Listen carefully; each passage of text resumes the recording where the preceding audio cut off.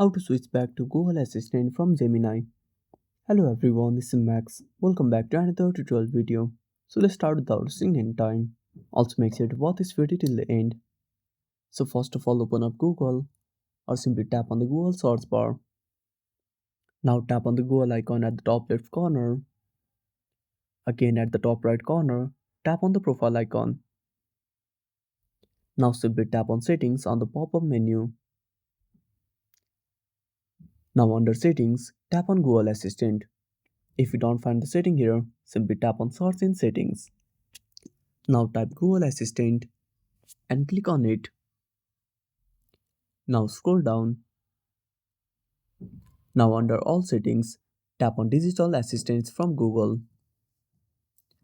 Now select Google Assistant and tap on switch. And that's it. Thanks for watching. Make sure to subscribe our channel and hit the bell icon. See you in the next video.